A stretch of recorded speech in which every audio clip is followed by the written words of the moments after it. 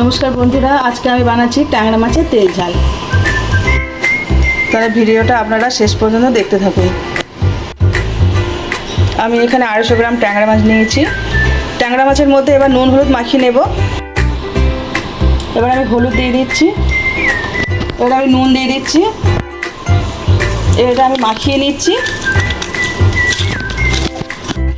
এখানে আমি পেঁয়াজ কুচিয়ে নিয়েছি, টমেটো কুচিয়ে নিয়েছি, রসুন ছাড়িয়ে নিয়েছি, আদা নিয়েছি, এটা আমি এবার পেস্ট করে নেব। কড়াইতে আমি সর্ষের তেল দিয়েছি, তেল গরম হয়ে গেছে। এবার আমি ট্যাংরা মাছগুলোর মধ্যে দিয়ে দেবো।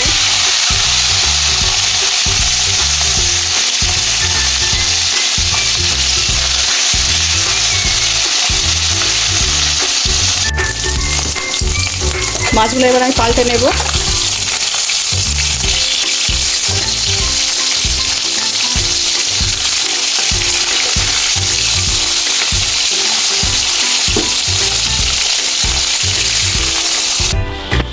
মাছগুলো আমার ভাজা হয়ে গেছে, এবার আমি তুলে নিচ্ছি।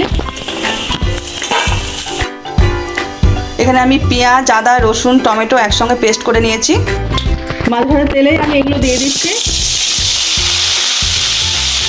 হলুদ গুঁড়ো দিলাম, 1 চামচ জিরে গুঁড়ো দিলাম, 1 চামচ ধনে গুঁড়ো দিলাম, 1 চামচ মতন লঙ্কা গুঁড়ো দিলাম, পরিমাণ মতো নুন দিলাম। এবার মশলাটা আমি ভালো করে কষিয়ে নেব।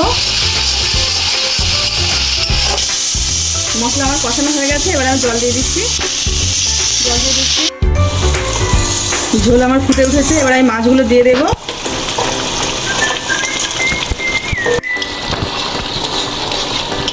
এবার এটা আমি ভালো করে ফুটিয়ে নেব।